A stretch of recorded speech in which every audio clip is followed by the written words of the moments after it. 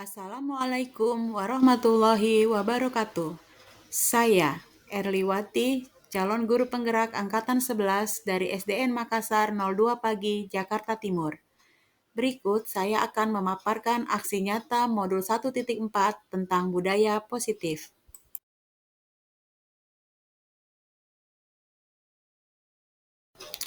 Berikut ini diseminasi yang saya lakukan tentang penyebaran pemahaman kepada rekan guru di SDN Makassar 02 Pagi.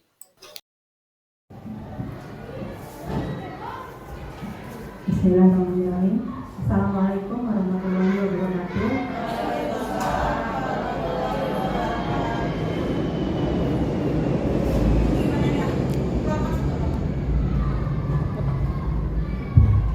Terima kasih ibu-ibu semua atas kedatangan ke sini.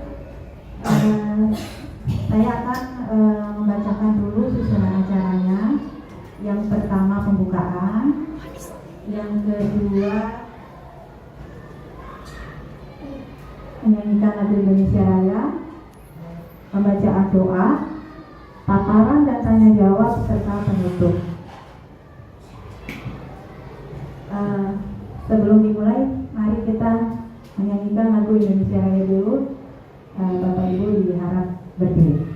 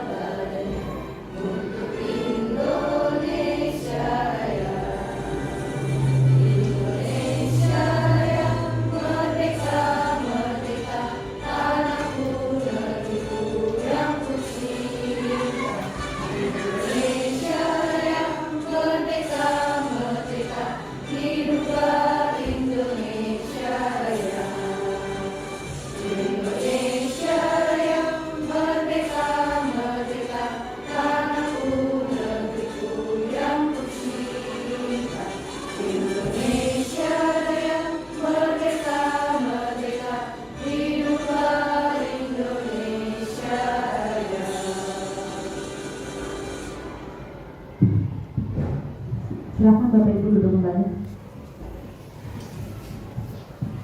Acara selanjutnya yaitu pembacaan doa yang akan disampaikan oleh Pak Bayi Hakim. Pada Pak Bayi, waktu dan tempat saya persilakan.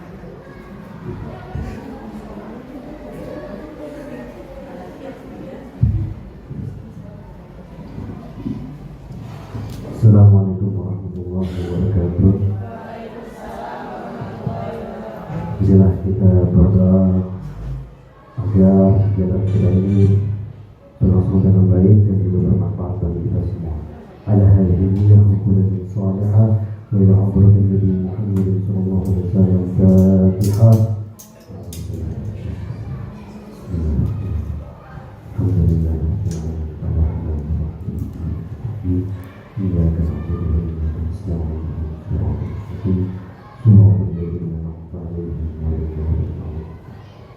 الحمد لله رب العالمين حمدا شاكرا حمدا ناعما حمدا يعافي نعمه ويكافئ مزيدا يا ربنا لك الحمد كما ينبغي لجلال وجهك الكريم وعظيم سلطانك اللهم صل وسلم على سيدنا محمد وعلى ال سيدنا محمد اللهم انا نسالك سلامه في الدين والدنيا والاخره والعافيه في الجسد وزياده في العلم وبركه في رزقك وتوبة قبل الموت ورحمة عند الموت ومغفرة بعد الموت اللهم هون علينا في سكرات الموت والنجاة من النار وعفو عن الحساب. ربنا تقبل منا إنك أنت السميع العليم وتب علينا إنك أنت التواب الرحيم. ربنا آتنا في الدنيا حسنة وفي الآخرة حسنة وقنا عذاب النار. وصلى الله على سيدنا محمد وعلى آله وصحبه وسلم والحمد لله رب العالمين. Terima kasih Bapak Ibu. Baiklah, sekarang saya akan memulai untuk paparan. Saya akan paparan di modul 1.4 yaitu tentang budaya positif. Nah, saya akan mulai dari segitiga restitusi.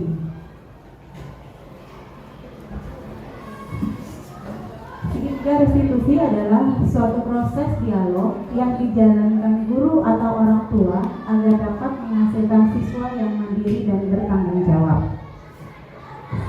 Segitiga restitusi ini langkah-langkahnya adalah yang pertama menstabilkan identitas,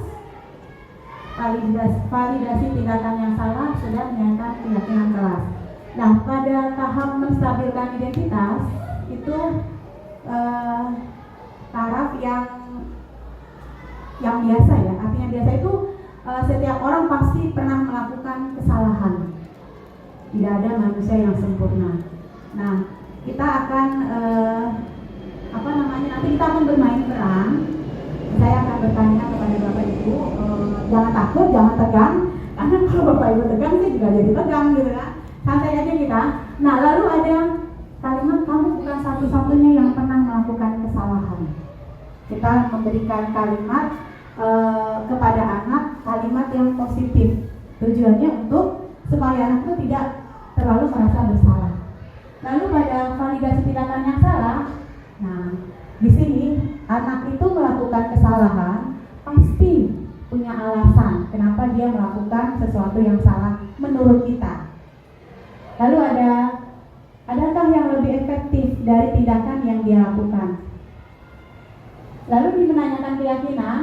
Nah, mulai nih keyakinan kelas apa yang dia langgar. Lalu kita bertanya pada dia, kamu menjadi seperti apa yang pribadi seperti apa yang kamu inginkan, gitu. Nah, sekarang saya mau bertanya nih, kalau menstabilkan identitas, kita kan bisa tidak punya dulu permasalahan yang ada, anak tidak ada masalah dulu, ya kan? Kita kenapa anak itu melakukan kesalahan? Menurut kita, tapi mungkin menurut anak dia nggak melakukan kesalahan, dia hanya mengapresiasikan yang ada di pikirannya. Yang menurut kita salah, belum tentu anak merasa bersalah. Nah, di situ nanti ada tahapan-tahapannya. Lalu setelah menstabilkan identitas, kita baru nih bertanya kepada anak itu, kenapa kamu melakukan itu? Alasan versi anak, bukan versi kita. Karena kan kita sebagai nanti deh di slide berikutnya ada kita posisi kontrol kita sebagai seorang guru. Saya hanya menjelaskan dulu, nanti baru kita tanya jawab ya. Nah, menstabilkan identitas ini berdasarkan prinsip membuat kesalahan adalah bagian dari proses pembelajaran. Dia menggeser identitas yang gagal menjadi identitas sukses. Gagal menurut kita belum tentu gagal menurut anak, karena anak sekarang ini kan berkembang sesuai dengan pemahamannya. Kita yang harus mengarahkan anak ini apa alasannya. Kita dengar dulu alasannya, ya, baru kita bisa memberi penilaian dia salah atau benar.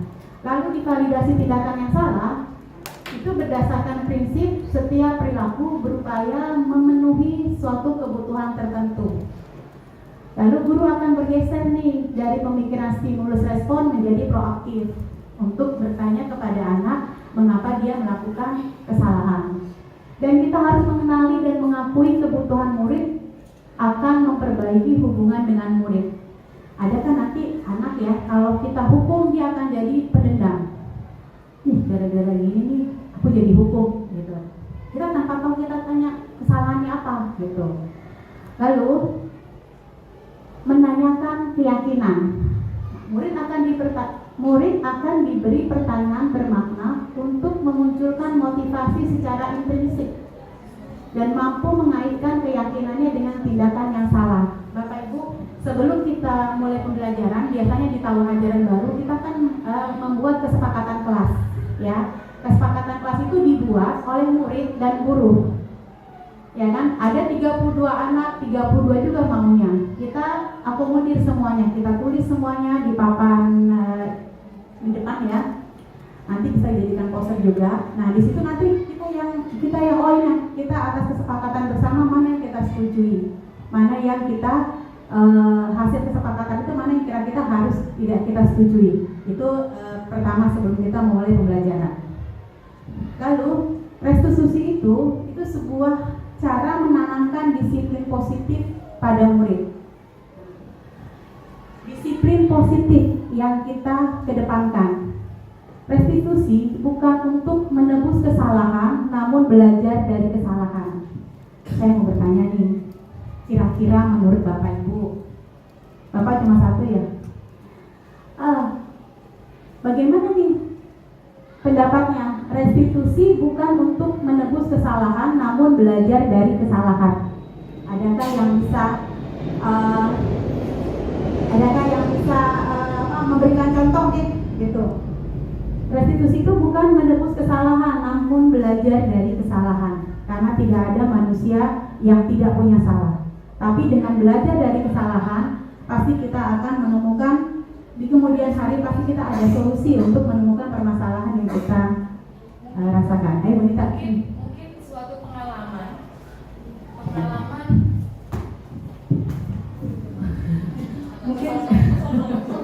mungkin itu suatu pengalaman yang pernah kita rasakan menjadi sebuah pelajaran belajar bagi kita, acuan bahwa kita jadi tahu gitu. Menurut saya seperti itu Bu.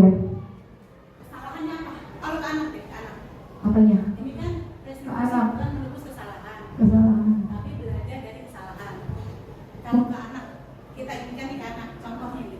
Contohnya ya kita harus bisa bersikap yang baik, karena kita sebagai contoh gitu. Iya, apanya?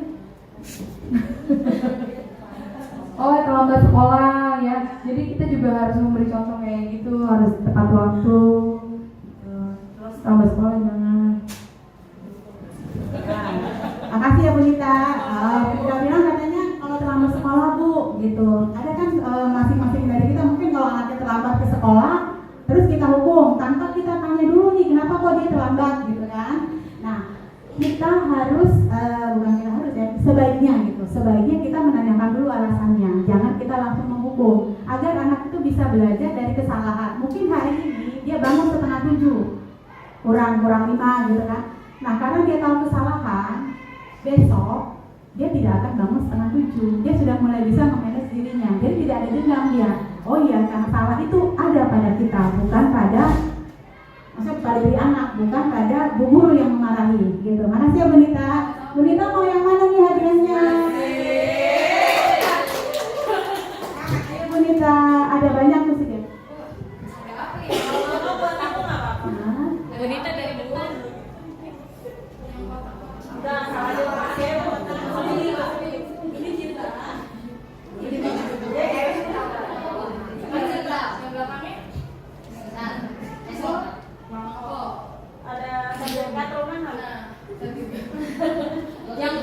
Yang tersusun tinggi aja kali ya Bu ya. Ini?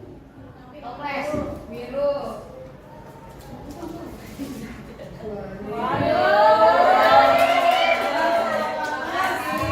Terima kasih Bu Nita. Ya, tadi restitusi bukan menebus kesalahan, namun belajar dari kesalahan. Kita harap anak tidak menaruh dendam kepada gurunya, tapi tahu kesalahannya dan besok akan memperbaiki, gitu ya. Lalu yang kedua, restitusi memperbaiki hubungan dan memperkuatnya. Kira-kira nih, adakah yang bisa memberikan pendapat? Maksudnya apa nih restitusi memperbaiki hubungan dan memperkuat? Masih ada tadi kesimpulan dari yang pertama. Buana? Ayo, kira-kira siapa? Ayo, Kiki. Restitusi itu memperbaiki hubungan dan kuatnya. Bye-bye. Ayo.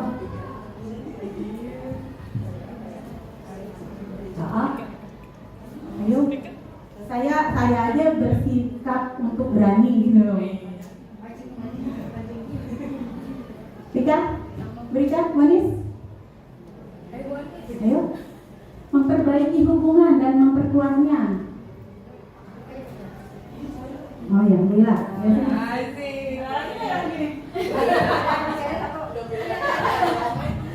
Oke, bismillah.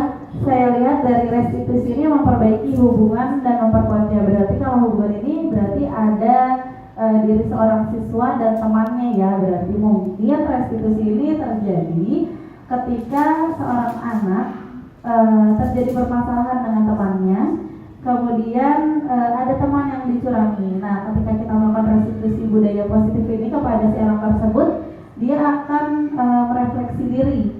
Bagaimana, oh saya kemarin melakukan hal yang salah kepada teman, saya berarti harus menimbulkan nih di diri anak ini, bukan diarahkan seperti kata Bu Erli tadi, bukan stimulus respon, tapi harus anaknya tumbuh diri sendiri.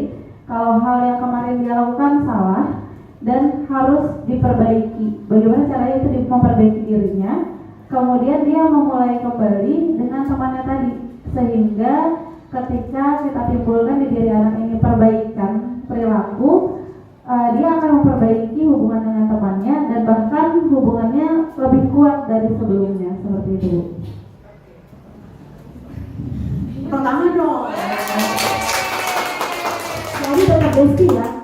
Kadang gini loh, fenomena yang terjadi kalau misalnya anak berantem, ibunya masih berantem nih, orang tuanya masih bete-bete, tapi anaknya sudah akur. Kira-kira itu boleh ya. Jadi tetap dia mengakui kesalahan kepada temannya dan dia bisa akrab lagi dengan temannya, gitu ya. Jadi tidak ada dendam di antara anak tersebut. Wia menghadiahi mana?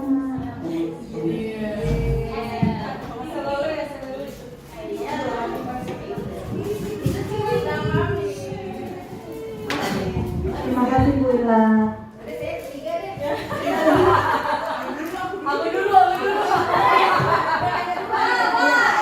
Sebetulnya budaya positif ini, jujur deh teman-teman semua, budaya positif ini sudah kita lakukan sehari-hari. Tapi kita kadang tidak punya dokumentasi, kita tidak ada buktinya lah kalau kita sudah melakukan. Jadi menurut saya pertanyaan ini sebenarnya sudah kita lakukan, tinggal untuk menyampaikan aja kok kayaknya ditekan gitu ya. Nah sekarang restitusi adalah tawaran, bukan paksaan. Maksudnya adalah, Mami, maaf ya Bri, nah ini bisa berdua Kak Bu Rika, siapa aja boleh. Oke, Bu Eri, saya mencoba menjawab gitu ya, untuk restitusi tawaran bukan paksaan. Mungkin seperti ini, restitusi tawaran berarti memberikan solusi kepada si anak tersebut. Bukan berarti harus dipaksa, kita harus tunjuk kamu salah atau tidak, tapi kita memberikan solusi tawar bahwa kalau kamu melakukan seperti ini, kamu akan seperti ini. Jadi ada solusinya untuk anak tersebut. Jadi nggak langsung kamu salah atau ini tidak atau salah, seperti itu. Mungkin seperti itu Bu.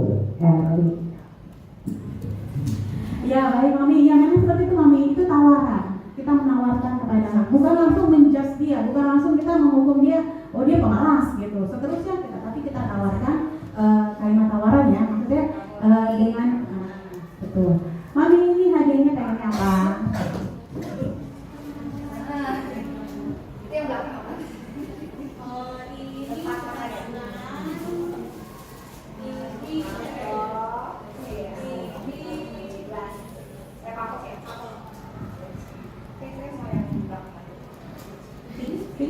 Pink bukan? Pink atau netral? Tapi saya pakai sama tasnya Bu.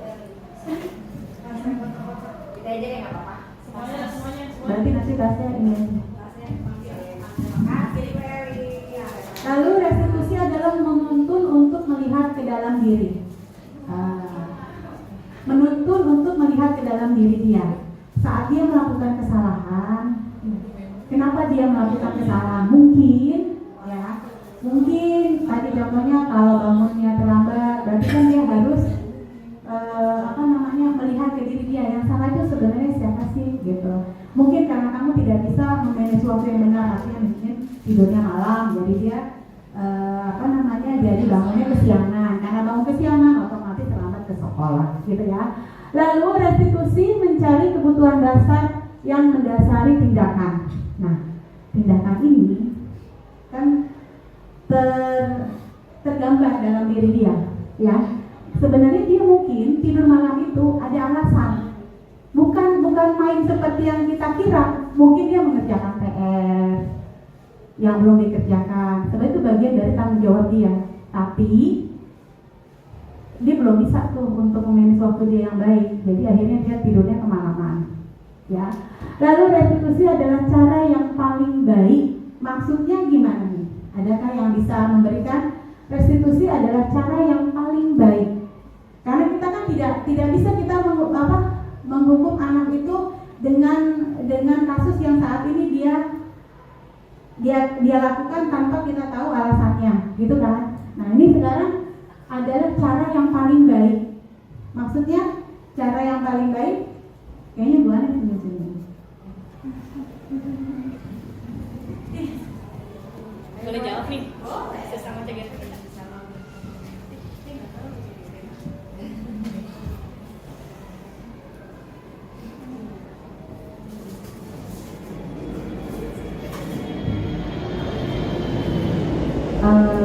Baik Bu Erli, jadi restitusi adalah cara yang paling baik. Tadi kan ada 3 cara ya, validasi tindakan yang salah, menanyakan keyakinan, lalu nah tadi kan ada 3 cara itu. Nah, dasar validasi tindakan yang salah, menanyakan keyakinan, dan stabilkan identitas. Jadi 3 cara itu adalah cara yang paling baik, di mana ketika ada masalah di dalam kelas, muridnya ada masalah, gurunya tidak semata-mata hanya menyalahkan murid tersebut. Tidak hanya anak itu tidak merasa anaknya oh ini saya salah, saya harus begini, saya harus menebus kesalahan saya. Padahal restitusi itu kan merupakan cara untuk belajar dari kesalahan, mengingatkan anak bahwa segala sesuatu yang dilakukan ada konsekuensinya, bukan hukuman tapi konsekuensi. Dari situlah kita belajar bagaimana cara memunculkan disiplin positif supaya anak itu belajar memiliki tanggung jawab, belajar mengerti konsekuensi, belajar mengerti apa sih tujuan dia di masa depan nanti gitu. Jadi restitusi itu merupakan cara yang paling baik karena 3 cara itu saling berkaitan dan semuanya sama-sama merasakan, istilahnya merasakan enaknya ya gitu, merasakan dampak baiknya, begitu Bu Erli. Betul sekali. Restitusi adalah cara yang paling baik untuk menyelesaikan suatu masalah. Bu Ana kok udah kesana aja? Ini gimana ini? Aku kasih ini ya.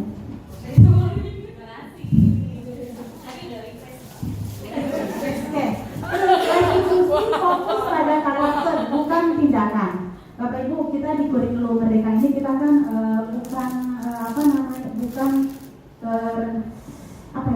kita mencari karakter anak sebetulnya.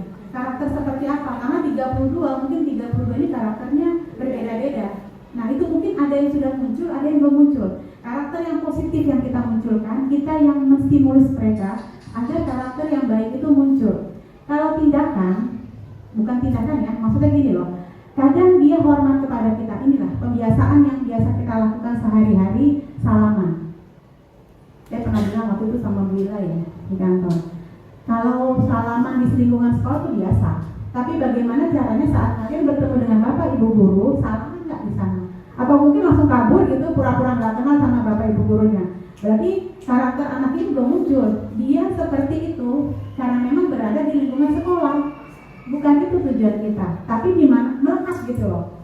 Karakter itu muncul dan melekat dalam diri anak dimanapun dia berada, tanpa harus ada kontrol dari guru. Itu karakter ya. Jadi nggak kita haruskan, nggak kita bentuk, tapi munculnya ini kita bimbing. Jadi dimanapun tempat, kalau memang dia sudah memiliki karakter yang kuat, insya Allah deh Dia hormat kepada kita bukan hanya seperti di sekolah, tapi di rumah juga. Lalu karakter itu menguatkan, saling menguatkan. Tadi segitiganya kan restitusi itu sudah memvalidasi hubungan, ya kan, namanya keyakinan kelas, itu sudah saling keterkaitan untuk mencapai solusi.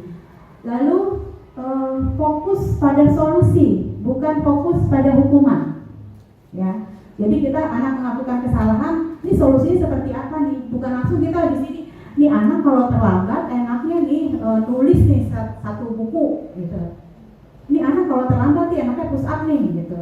Enggak seperti itu kalau restitusi segitiga. Tapi kita fokus pada solusinya supaya anak ini kena efek jerahnya, besok tidak terlambat lagi. Bagaimana solusinya? Solusi itu akan kita temukan saat kita mencari tahu dalam diri anak itu kenapa dia terlambat tadi, ya.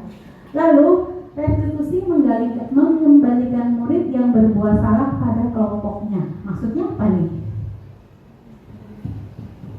Adakah yang bisa memberikan contoh biar gak ngantuk? Paris? Belum udah Paris. Sebenarnya guru olahraga nih sering loh melakukan ini, restitusi mengembalikan murid yang berbuat salah pada kelompoknya. Ada nggak yang bisa memberikan? Nggak apa-apa salah. Kita kan belajar, sama-sama belajar. Oh.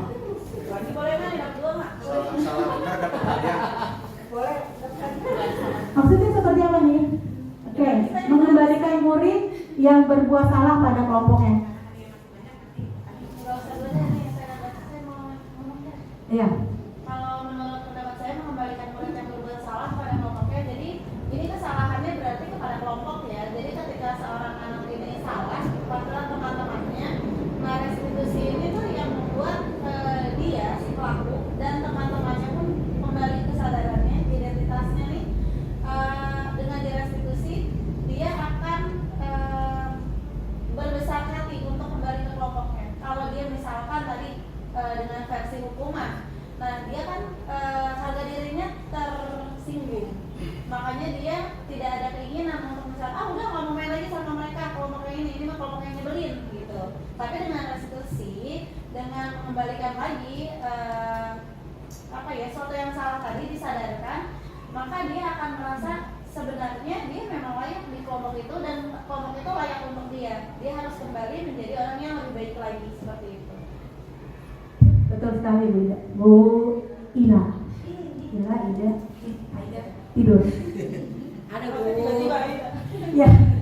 Ya, restitusi mengembalikan murid yang berbuat salah pada kelompoknya. Tadi Bu Ila sudah mencontohkan kalau anak itu bersalah. Betul, seperti itu. Ya, jadi kita tidak, misalnya nih anak yang salah kita panggil, terus kita keluarkan dari lingkungannya tanpa kita kasih solusi nih anak ini. Jadi kan dia merasa terasing. Mungkin dia akan nggak pede lagi ketemu dengan lingkungannya ini. Kenapa?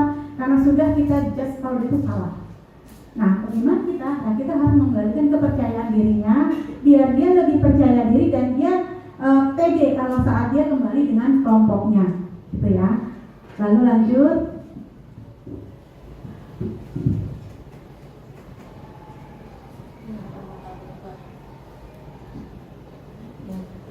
Nah, di sini kesimpulan mengenai peran saya dalam menciptakan budaya positif di sekolah, yaitu seorang guru yang baik harus memiliki kemampuan dalam mewujudkan budaya positif di sekolah.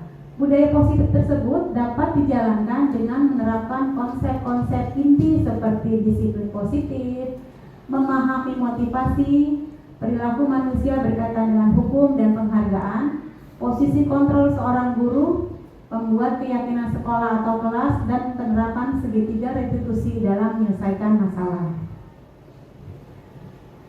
Disiplin positif yaitu cara penerapan disiplin yang mengajarkan anak bertanggung jawab, tadi seperti Ibu Ana singgung ya, yang bertanggung jawab dan menumbuhkan kesadaran diri berdasarkan nilai-nilai kebajikan, sehingga lebih ke arah disiplin diri yang dapat mengontrol diri dalam melakukan segala tindakan agar murid dapat memahami dan menyadari berdasarkan motivasi internal, bukan paksaan, ujian atau hukuman. Sekarang saya mau bertanya lagi, kita punya motivasi dua ya. motivasi internal dan motivasi eksternal. Kan saya mau tanya nih, kalau yang motivasi internal sama contohnya apaan aja sih? Motivasi internal itu apa sih? Terus contohnya, ya?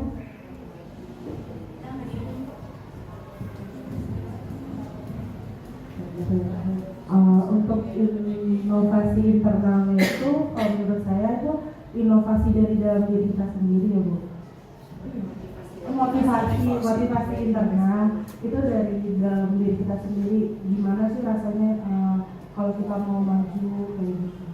Terus kalau misalnya kita ada salah, tapi kita perbaiki dari dalam diri kita dulu, baru ke orang lain. Seperti itu. Betul sekali Tiara, Bu Tiara. Ya, motivasi internal itu dalam diri anak. Itu kita munculkan, itu kita keluarkan. Nah, Tiara, apa nih hadiahnya?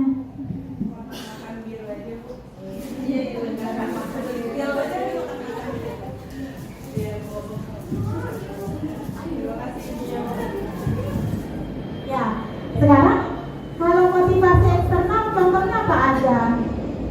Jadi kalau internal kan dalam diri, berarti dia butuh pujian, gitu kan? Butuh pengakuan. Nah, kalau eksternal apa nih? Nama saya Nida Rahmawati, akan menjawab motivasi eksternal. Kalau menurut saya pribadi adalah motivasi yang berasal dari luar lingkungan kita. Seperti misalnya dari keluarga, saya didukung untuk mengikuti perkuliahan PPG ini. Cukup Bu. Iya betul, dari luar diri kita. Ayo Bu.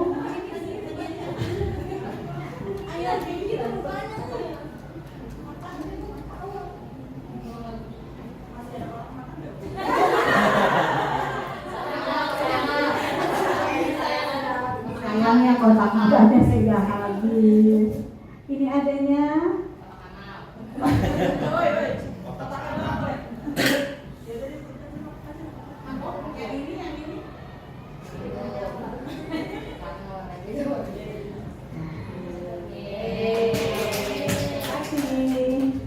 Lanjut ya.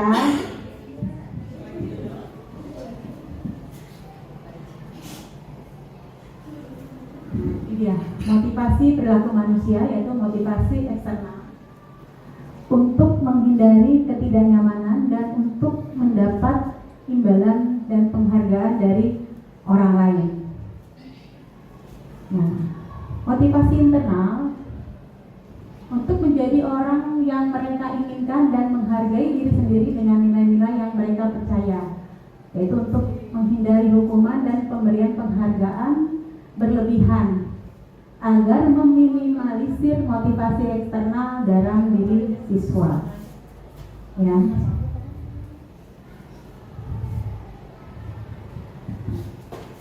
Ini yang kita miliki semua. Tapi terus terang sebelum saya ikut CGP ini, saya kok jadi tahu ya posisi kontrol saya tuh di mana. Posisi kontrol guru tuh ada 5, yaitu penghukum, pembuat rasa bersalah, sebagai teman, sebagai pemantau, dan sebagai manajer. Kira-kira nih, kalau sebagai penghukum itu contohnya kayak apa sih?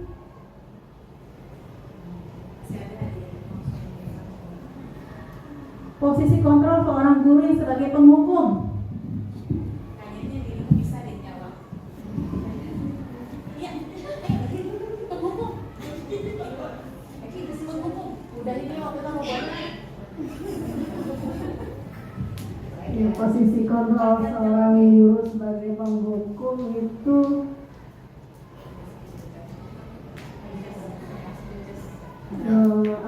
menghukum diri sendiri sampai untuk seperti kalau anak berbuat kesalahan langsung ditunjuk hukumannya ini gitu. Langsung ngejas anak itu supaya hukumannya dilaksanakan menurut gurunya, bukan anak muridnya ditanyakan dulu. Iya, saya tahu ya alasannya. Betul banget Bu Kiki. Sebagai penghukum itu, ini guru langsung menghukum dan itu kayaknya saya deh waktu kemarin sebelum saya ikut. Ya nggak Bapak Ibu? Kita yakin nggak? Karena saya pun sekarang kadang masih seperti juga langsung, duh ini anak langsung nih dihukum aja nih karena memang dia melakukan kesalahan. Kadang kita lupa, padahal anak melakukan kesalahan pasti ada alasannya. Bu Kiki.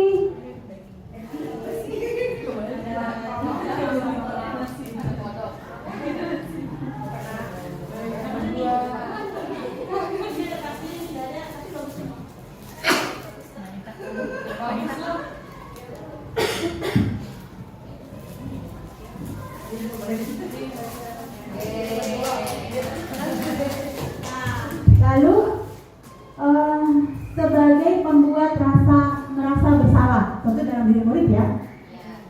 Siapa yang jawab? Siapa yang punya? Contohnya itu kan di situ ada pembuat merasa bersalah.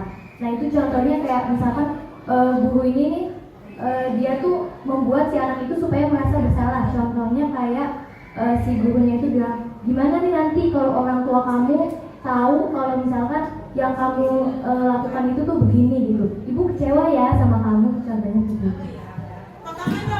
Iya, seperti itu memang. Betul.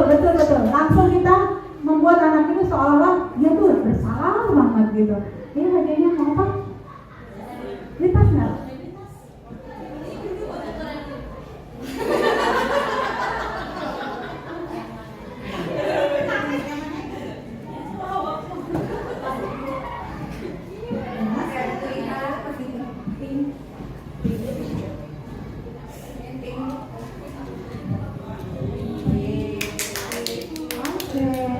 Lalu sebagai teman, kalau sebagai teman ini kayaknya yang paling bisa jawab guru olahraga deh. Coba, Faris, Pak Faris.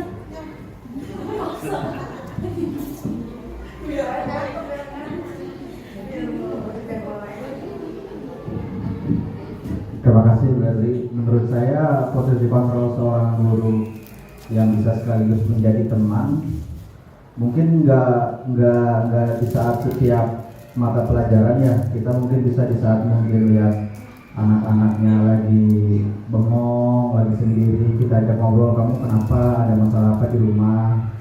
Biasanya anak-anak baru mau cerita tuh di rumah, misalkan Pak aku di rumah diomelin ibu gara-gara bangunnya kesiangan kayak gitu. Jadi kita tahu kontrol masalah mereka kegiatan di luar sekolah itu seperti apa, sisi psikologisnya di luar sekolah itu seperti apa. Mungkin banyak anak-anak yang ketika di sekolahnya banyak tingkah, tapi mungkin di rumahnya sendiri malah anak-anak pendiam kayak gitu. Terima kasih Bu. Iya, betul sekali Pak Ari. Itulah yang disebut sebagai teman. Nih, jangan makanya. Kasih ya Pak Ari. Nah, sekarang pemantau. Sebagai pemantau. Yuk, yang belum. Bas. Ayo Mobay.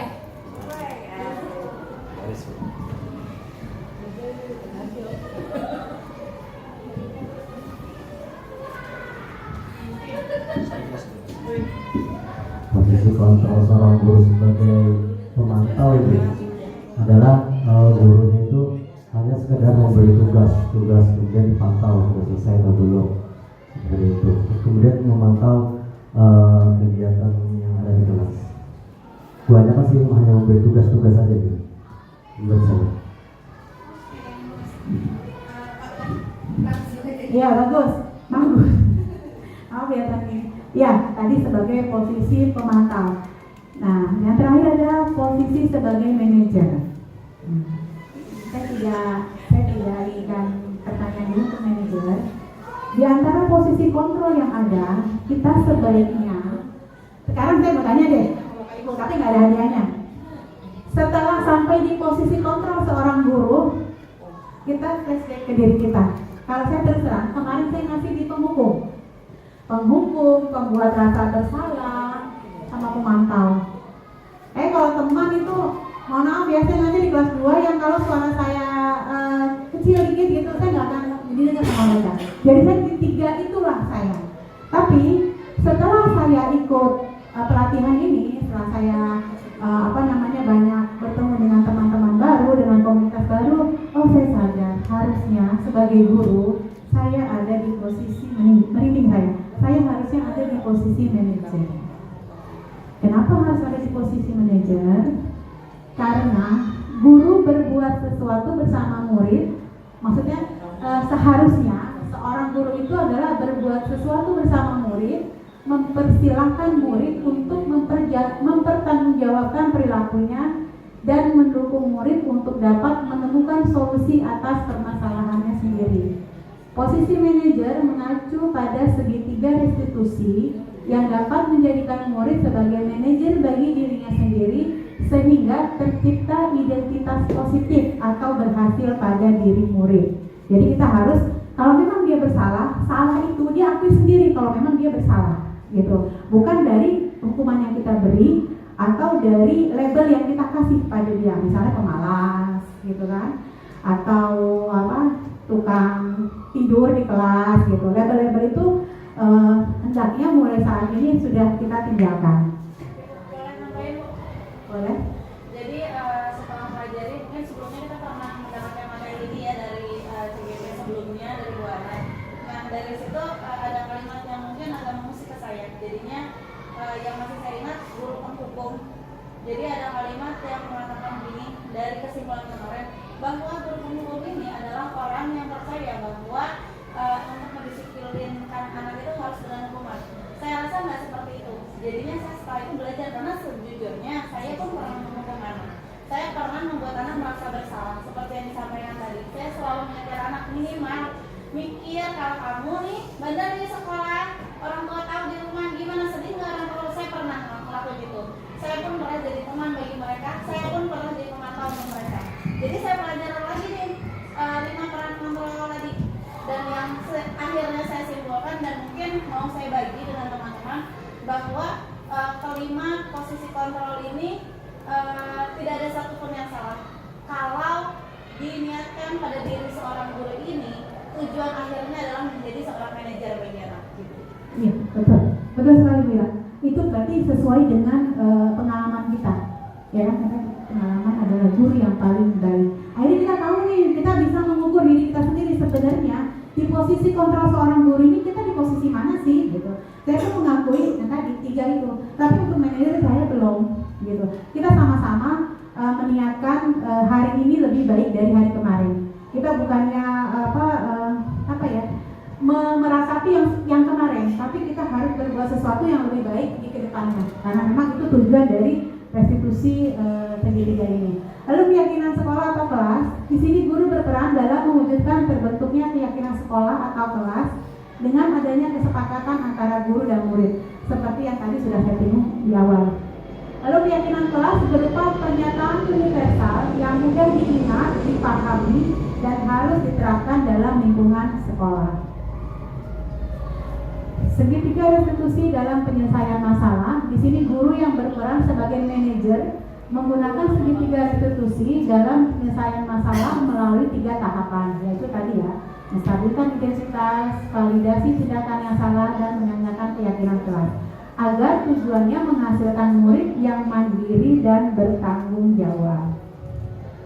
Nah, budaya positif ini keterkaitannya dengan filosofi Ki Hajar Dewantara, harus keterkaitan dengan filosofi Ki Hajar Dewantara, yaitu dengan menjalankan budaya positif di sekolah, maka akan mempermudah dalam mencapai tujuan pendidikan nasional sesuai dengan filosofi KHD, yaitu pendidikan yang berpihak kepada murid dan bersifat menuntun tumbuh hidupnya kekuatan kodrat yang ada pada murid.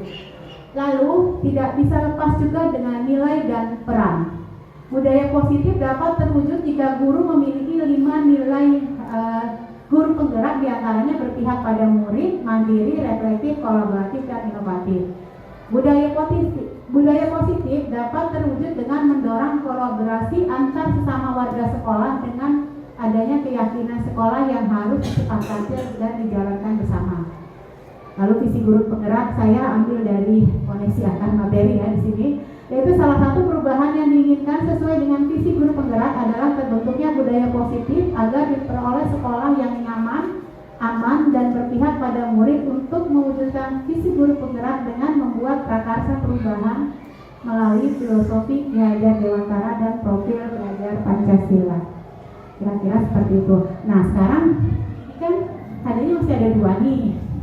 Saya yang terakhir ini saya pengennya ada dialog. Kira-kira ada nggak ya satu murid salah nih? Ada satu murid yang salah, terus guru yang menerapkan segitiga restitusinya kayak apa sih? Kita bermain peran. Saya pengen ada 2 orang ke depan. Yuk, kita bermain peran.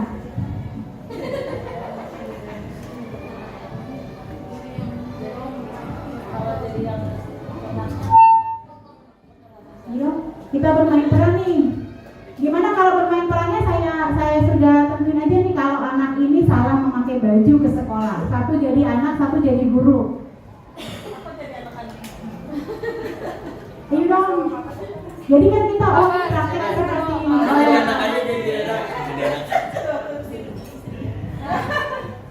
Apa? Buat itu siapa? Saya jadi anak aja, Bu. Oh.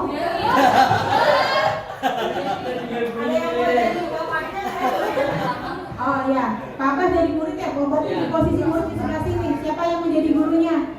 Kita belajar menangani masalah dengan menggunakan segitiga restitusi. Siapa yang menjadi gurunya? Ayo.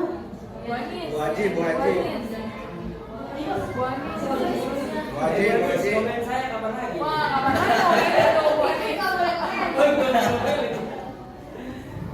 Dipayung.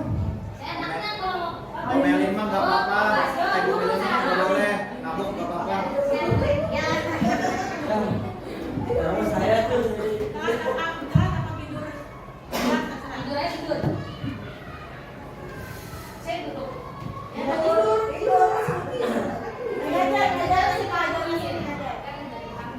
Sip. Oh gitu.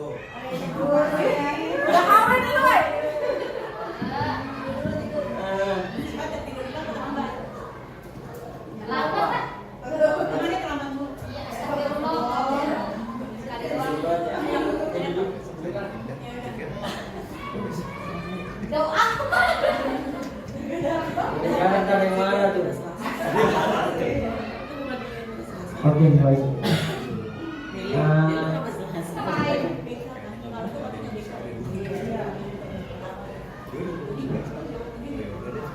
Jangan Bu Siva.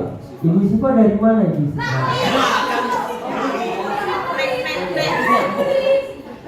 Dek Siva dari mana? Desi apa sih? Siva aja Siva. Siva.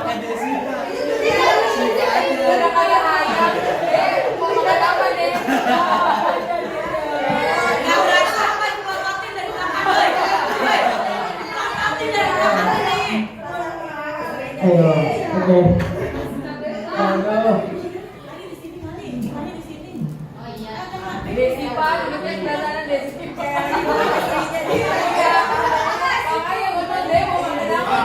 Pulang mau mana?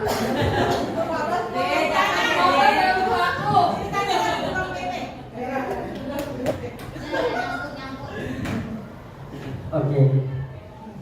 Siva, kenapa kamu terlambat? Kenapa bisa kesiangan? Kamu tidur jam berapa? Ngapain aja setengah 12? Saya lupa kalau ngerjain PR, jadi saya ngerjain PR dulu sampai jam 11. Di sini kan karena kamu sudah sekolah belajar mengelola waktu. Sebelum itu kamu ngapain aja? Saya bantuin mama, papa, jagain adik.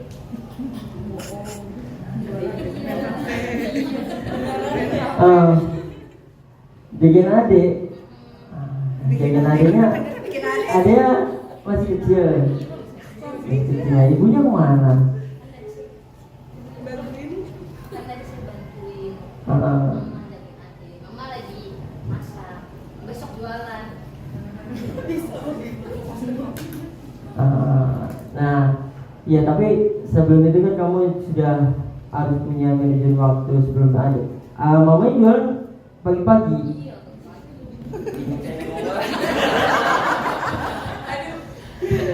Iya, kamu kan pulang sekolah jam berapa?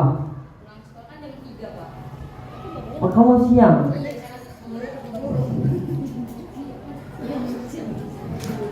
Oh, jadi kalau kamu terlambat, kesepakatan kelas yang kamu langgar apa?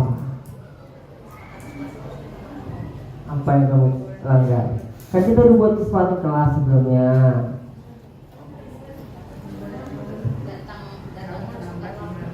Iya, datangnya harus tepat waktu. Nah, di situ kan biarpun kamu membantu orang tua, kamu sudah baik membantu orang tua, tapi tetap di sini kamu melanggar dan kamu tahu kan konsekuensinya setelah melanggar.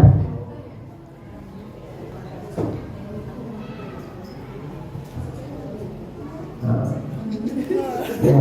Terus kalau kamu sudah terlambat ini, untuk tidak datang terlambat ini, kamu solusinya apa kira-kira?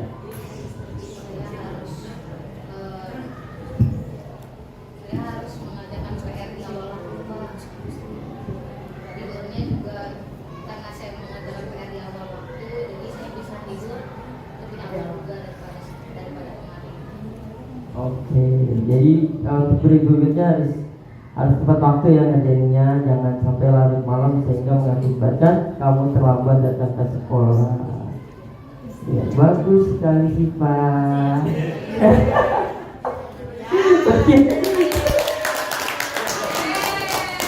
Terima kasih.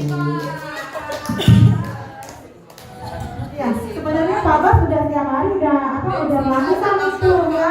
Tapi kok belum pede ya untuk ini. Ya. Tadi itu contoh ya Bapak Ibu ya. Tadi ada seorang anak namanya Siva datang terlambat ke sekolah.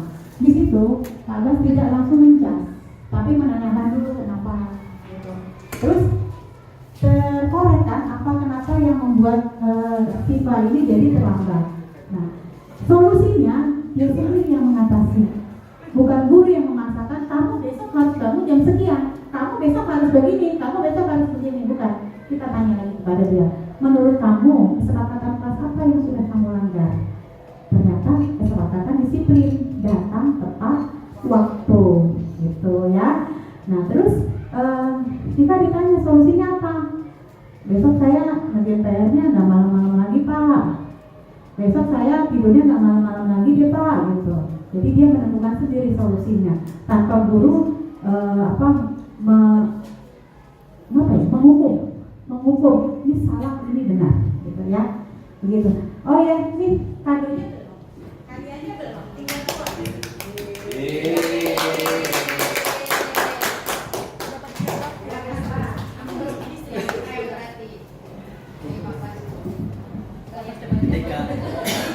Nika makin dong kamu. Ya, terima kasih Jessica. Waduh, keterusan ini. Keterusan ini.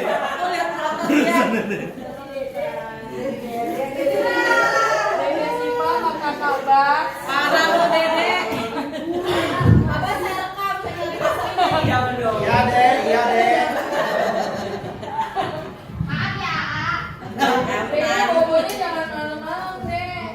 Baik Bapak Ibu, tadi saya sudah memaparkan tentang segitiga restitusi. Kita juga sudah bertanya jawab tentang segitiga restitusi ini yang terkait dengan budaya positif di sekolah. Menurut Bapak Ibu, dari hasil paparan yang sudah saya sampaikan, kita jujur pada diri sendiri. Karena saya pun untuk berdiri di sini memaparkan sebenarnya kurang pede juga gitu. Karena terus terang di posisi kontrol yang seharusnya saya sampai di posisi manajer, pada kesehariannya ternyata saya masih dominan di posisi 3 sebagai teman itu. Sekarang saya bertanya karena anak saya 32 orang ini ternyata luar biasa sekali aktifnya gitu. Mungkin kalau yang udah pernah masuk ke kelas 2 ya luar biasa sekali ya. Jadi kalau udah kayak gitu diamin aja deh. Diamin aja, nanti kan dia salah tinggal sendiri. Kenapa ya gitu kok gue diem gitu. Karena kita sudah seperti apapun, nanti kalaupun kita tanya, saya pernah panggil ya Jubair itu ke depan. Dia punya jawaban yang memang saya pun tidak bisa akhirnya bilang kalau dia itu salah gitu. Karena dia punya alasan kenapa dia berbuat seperti itu. Mohon maaf ya Bapak Ibu, Jubair ini kelas 2 SD tapi dia sudah terlampau mandiri. Dia itu pulang pergi naik Jaklingko dan rumahnya itu lumayan jauh di Jengki. Coba kebayang nggak pagi-pagi seperti itu. Kadang kemarin sampai jam 12 masih di sekolah. Alasannya apa? Main Bu, main. Nah, memang di sekolah dia sendirian gitu.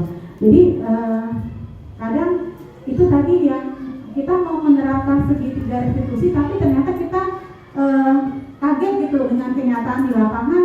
Ternyata kita harus juga nih menemukan anak-anak yang zaman sekarang orang tuanya dominan bekerja, ayah ibunya bekerja, anaknya sendiri. Tapi saat dia masih dalam pengawasan seorang guru, apapun yang terjadi dalam diri dia itu masih tanggung jawab kita. Jadi kita harus memastikan juga dia sampai sekolah itu dengan selamat sampai di rumah. Karena kalau saya perhatikan dia harus 2 kali nyebrang. Itu baru sampai Jengki aja ya, 2 kali nyebrang. Itu belum sampai rumahnya, saya juga nggak tahu rumahnya di mana. Tapi selalu saya pantau tuh dia udah sampai mana. Karena saya kira sampai rumah, nggak tahu ini masih di sana gitu, masih main gitu. Karena memang keterbatasan lahan perumahan kita juga ya. Jadi sekolah merupakan tempat yang paling aman dan nyaman untuk dia untuk bermain bersama temannya gitu. Kira-kira demikian paparan dari saya. Mohon maaf mungkin banyak kesalahan dalam materi ini. Kesalahan itu pasti datangnya dari saya. Cuman niat di hati ini ke depannya besok saya mau berubah, besok saya mau lebih baik lagi dari hari ini. Mudah-mudahan kita semua bisa menjadi pribadi, bisa menjadi seorang guru yang lebih lagi dalam tupoksi kita sebagai guru yang bisa memunculkan karakter-karakter dalam diri siswa kita untuk menjadi pribadi yang lebih baik lagi. Karena terus terang PR kita banyak ke depannya. Saya yang usianya sudah seperempat lebih ini harus juga mengerti IT. Dimana mungkin bagi IT anak-anak sekarang itu anak kelas 2 itu udah hafal banget gitu dengan HP, dengan gadget itu kayaknya udah nggak asing. Jadi kita memang seorang guru itu satu kata, guru itu lebih tahu dari segalanya. Guru itu selangkah atau mungkin berlangkah-langkah lebih dari muridnya. Karena kalau ada pertanyaan yang kita tidak bisa jawab, kok kayaknya ada rasa risih juga ya, kok kita nggak bisa jawab gitu. Nah, disitulah kita perlu untuk belajar lagi. Di situ juga kita perlu untuk berbagi pengalaman baik dengan teman. Bukan berarti saya lebih pengalamannya, enggak. Saya pun masih banyak kekurangan. Tapi dengan kekurangan ini mudah-mudahan kedepannya kita semua bisa lebih baik lagi dan bisa lebih bertanggung jawab lagi dengan murid-murid. Karena penanaman karakter yang utama ternyata memang ada di sekolah dasar, gitu. Saya waktu itu pernah melihat satu video itu karakter anak-anak Jepang dan anak-anak Korea. Kebetulan saya suka nonton drakor ya, kayak Bu Aida di sana. Jadi ternyata anak-anak itu begitu refleks sekali saat menyeberang jalan. Kalau mereka mau menyeberang jalan, mereka udah tahu tuh. Kalau hijau baru mereka nyebrang. Dan setelahnya mereka selalu membukukan dada, memberikan tanda terima kasih untuk Pak Supir. Nah, belum saya temui nih di anak-anak kita karakter yang ini belum muncul, gitu. Jadi saya mengedepankan adab ketimbang pengetahuan. Karena kalau adab itu baik, insya Allah baik juga. Di profil pelajar Pancasila yang pertama itu kan beradab mulia, beriman dan bertakwa, gitu kan. Nah, kalau sudah adabnya dapat nih, karakter-karakter yang lainnya pun pasti akan muncul juga di anak didik kita. Mudah-mudahan kedepannya nanti mereka bisa seperti pembiasaan yang kita lakukan itu bisa mereka terapkan. Karena terus terang saya dan Bunita sudah menerapkan kalimat-kalimat ajaib yang Bunita ya 4 kalimat ajaib itu di kelas 1 dan kelas 2 kita lanjutkan. Saya mohon nanti siapapun guru kelas 3-nya mampu meneruskan. Karena memang harus konsisten dan kontinu ya. Nah, jadi tidak berhenti di fase A, nanti fase B nggak ada kelanjutannya lagi. Minimal kata-kata ajaib itu melekat dalam diri siswa. karena itulah yang paling penting. Terima kasih. Sebenarnya hanya permisi, maaf, tolong, dan terima kasih. Tapi maknanya sangat mendalam gitu. Kira-kira segitu saja paparan dari saya. Mohon maaf atas segala kekurangan dan terima kasih teman-teman. Ada yang belum makan mungkin silahkan makan siang. Beli sendiri-sendiri. Terima kasih atas kerjasamanya. Saya terus terang sangat respect dan terharu sekali atas ini teman-teman semua di paparan saya ini. Semoga hanya Allah yang bisa membalasnya. Terima kasih dari saya. Billahi taufiq wal hidayah. Wassalamualaikum warahmatullahi wabarakatuh.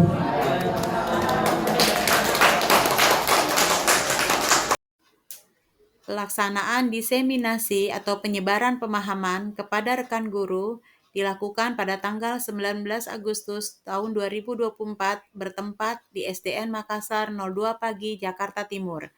Kegiatan tersebut diikuti oleh 22 orang guru.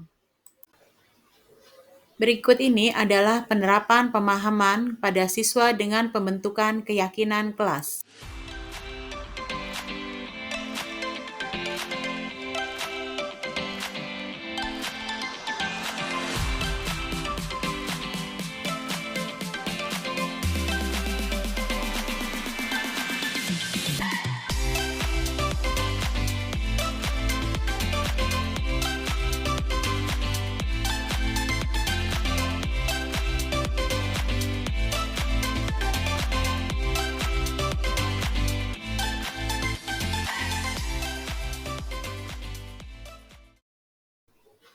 Pembuatan keyakinan kelas bersama dengan murid-murid kelas 2.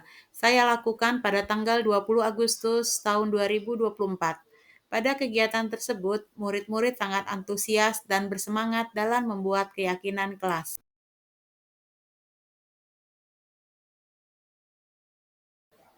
Perasaan saya setelah melakukan aksi nyata ini, saya menjadi sangat bersemangat dalam melakukan perubahan ke arah yang lebih baik, terutama dalam penerapan konsep-konsep inti dari budaya positif di SDN Makassar 02 Pagi. Rencana perbaikan untuk implementasi ke depannya yang saya buat adalah: pertama, selalu melakukan evaluasi secara berkala. Kedua, terus meningkatkan koordinasi dengan semua pihak di lingkungan sekolah. Ketiga, meminimalisir kekurangan-kekurangan yang ada. Keempat, terus meningkatkan ilmu pengetahuan yang berkaitan dengan budaya positif. Serta yang terakhir, selalu menganalisis kebermanfaatan hasil diseminasi tersebut terhadap murid dan lingkungan belajar. Demikian pemaparan aksi nyata modul 1.4 tentang budaya positif. Semoga bermanfaat dan wassalamualaikum warahmatullahi wabarakatuh.